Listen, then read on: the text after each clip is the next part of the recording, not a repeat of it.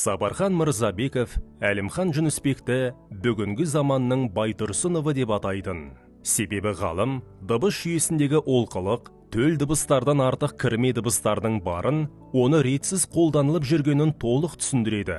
Профессор алаш зиялылары репрессияланса да, ғалымдардың ұстанымдары 20 ғасырдың 50 жылдарына дейін сақталып, қазақ сөзінің айтылым әуезі, морфем құрамы, буын үлгісімен тасымал ретінен нұқсан келмегенін, 50 жылдардың ортасынан бастап, қазақтың төл сөздері и, у, я, ю, ше таңбаларымен жазылғандықтан, қазақ сөзінің үндесім айтылымы бейәуізденіп, морфем құрамы сетінеп, буын құрылымы жарықшақтанып, тасымал реті бұзылып сала бергенін айтады.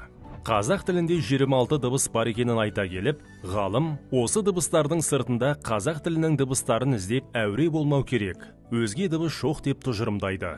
Ғалым 1938 жылы 12 мамырда оңтүстік Қазақстан облысы Шәуілдір ауданы Қарғалы ауылында дүниеге келеді. Алматыдағы Киров атындағы Қазақ мемлекеттік университеті филология факультетінің қазақ тілі мен әдебиеті бөліміне оқуға түсіп, 1963 жылы бітіріп шығады. 1999 жылы профессор ғылыми атағын алады. Ахмет Байтұрсынұлы атындағы тіл білімі институтына кіші ғылыми қызметкер болып қызметке кіреді. 1964-1967 жылдары Андрей Жданов атындағы Ленинград мемлекеттік университетіндегі академик Лев Щерба атындағы фонетика зертханасында тағылымдамадан өтеді. Кейін 1969 жылы қазақ тілінің дауысты дыбыстары деген тақырыпта кандидаттық. 1989 жылы түркі тілдерінің просодикасы және қазақ тілінің сингармонизмі тақырыбында докторлық диссертациясын қорғайды.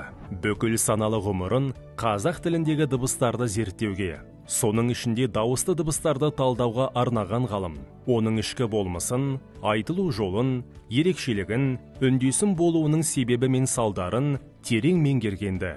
Ұзақ жылдардағы ғалым еңбегінің нәтижесі сингармология мен неизвестный сингармонизм әлемдік деңгейде түркі тілдерінің дыбыстық табиғатын танытатын зерттеу. Профессор Әлімхан Жүнісбек тіл үйретудің басты қағидаттарын белгілеп береді. Тіл үйренуге арналған оқулықтар мен сөздіктерді академиялық талап бойынша дайындай бермей, барынша ықшам оралымды түрлеріне көшкен жөн. Этноматериалды беруде сақтық, еліктеме көшірінді оқу құралдарын дайындай бермей, қазақ тілінің өз табиғатынан туындауы тиіс. Қазақ тілінің төл дыбыстары спецификалық дыбыстар деп 7-8 дыбысты үйретуді тоқтату. Одан әрі ғалым тіл игерудің 4 деңгейін ұсынады. Ауызекі тұрмыс тілі, сабақ, тамақ, киім. Ауызекі кәсіп тілі, кәсібіне байланысты. Ауызекі іскери тіл, басқару ұйымдастыру жұмыстары, іс қағаздары. Ауызекі әдеби тіл, көркем шығармаларды түсініп, әдеби сөйлеу.